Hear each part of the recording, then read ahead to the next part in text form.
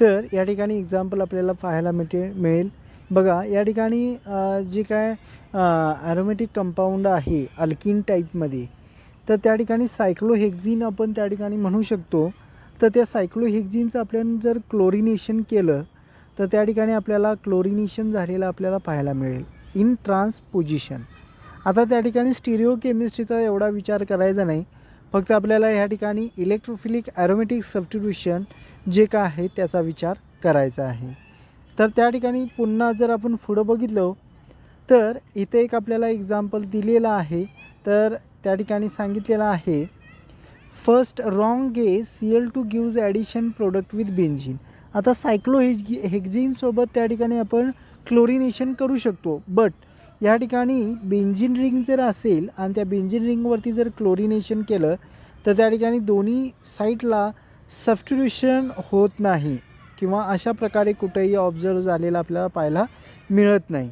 तर त्या ठिकाणी तुम्ही अशा प्रकारे दोन्ही साईडला बेन्झीन रिंगवरती सबस्टिट्यूशन करू शकत नाही कोणत्याही रिॲक्शनच्या बाबतीमध्ये. कारण त्या ठिकाणी रिझन जे आहे ते ॲरोमॅटिसिटी सगळ्यात मोठी गोष्ट जी आहे ते त्या ठिकाणी रिझन असू शकतं आहे. त्या ठिकाणी ॲरोमॅटिसिटी डिस्टर्ब करून आपण त्या ठिकाणी त्या रिॲक्शन पॉसिबल होत नाही. पहिली कंडिशन जी आहे ती ॲरोमॅटिसिटी मेंटेन करणं. तर या ठिकाणी आपण ॲरोमॅटिसिटी मेंटेन ठेवणं गरजेचं आहे आणि ॲरोमॅटिसिटी मेंटेन केल्यानंतर जी रिॲक्शन होते विदाऊट डिस्टर्बन्स ऑफ ॲरोमॅटिसिटी, तर त्या ठिकाणी ती रिॲक्शन पॉसिबल होते. त्यामुळे या ठिकाणी क्लोरिनेशन बेन्झीन रिंगवर होत नाही किंवा कोणती रिॲक्शन त्या ठिकाणी अशा प्रकारे होत नाही.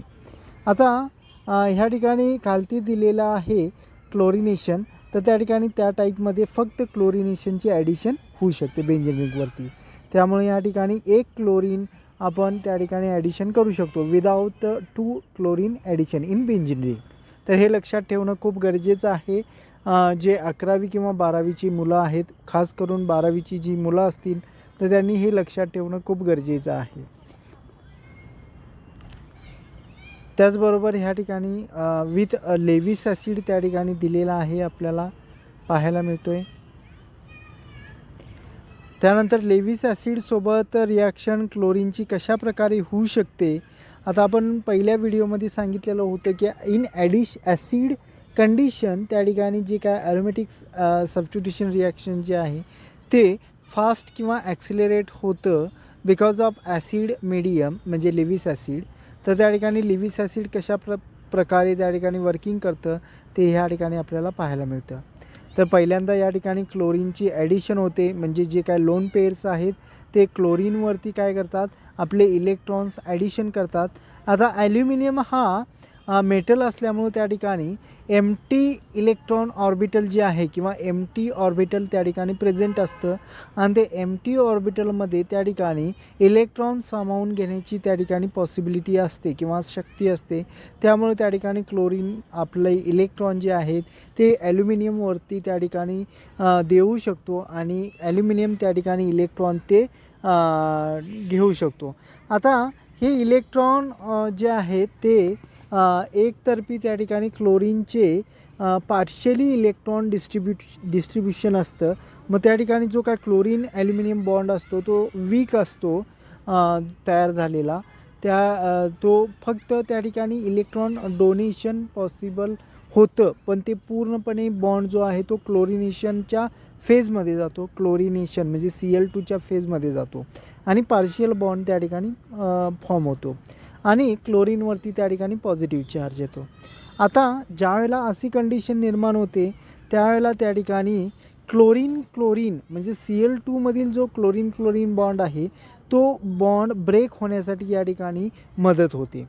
आता क्लोरीन बॉन्ड त्या ठिकाणी ब्रेक होण्यासाठी त्या ठिकाणी जो काय कंडिशन आहे त्या ठिकाणी ॲप्लाय केली जाते आणि जो काय बेन्झीन रिंग असेल किंवा ॲरोमॅटिक रिंगवरील जो काय बॉन्ड असेल तो त्या ठिकाणी त्या क्लोरीनवरती अटॅक करतो आणि क्लोरीन बॉन्ड जो आहे तो त्या ठिकाणी इझिली ब्रेक होतो.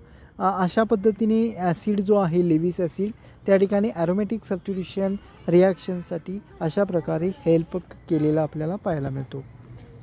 त्या ठिकाणी पुन्हा या ठिकाणी वेगवेगळ्या रिॲक्शन जे आहेत ते आपण बघू शकतो. Cl2 असेल, Br2 असेल, HNO3 असेल, SO3 असेल, RX असेल, त्याचबरोबर असील कंपाऊंड असेल. तर असे वेगवेगळे जे काही आहेत इलेक्ट्रोफिलिक कंपाऊंड्स आपल्याला पाहायला मिळतात. लेविस वेगवेगळे या ठिकाणी आपण बघू शकतो, ते त्या ठिकाणी उपयोग केलेले आपल्याला पाहायला मिळतात. आता इलेक्ट्रोफाईल जो आहे chlorine, bromine, NO2, SO3H, R असील ग्रुप, तर त्या ठिकाणी त्या टाईपचे ग्रुप त्या ठिकाणी ॲडिशन पाहायला मिळतात. क्लोरिनेशन म्हणू शकतो आपण, ब्रोमिनेशन म्हणू शकतो, नायट्रेशन म्हणू शकतो, सल्फोनेशन म्हणू शकतो, फ्रिडल क्राफ्ट अल्कायलेशन म्हणू शकतो, फ्रिडल क्राफ्ट असायलेशन म्हणू शकतो. तर अशा प्रकारे जे काय 6 रिॲक्शन्स आहेत त्या 6 रिॲक्शन्स आपण बेंझिनिंगवरती रिप्लेसमेंट ऑफ हायड्रोजन त्या टाईपमध्ये आपण त्या रिॲक्शन करू शकतो. तर अशा प्रकारे वेगवेगळ्या ज्या काही रिॲक्शन्स आहेत त्या आपण ह्या ठिकाणी इलेक्ट्रोफिलिक ॲरोमॅटिक रिॲक्शन्स बघू शकतो. थँक्यू. या ठिकाणी आपण थांबूयात.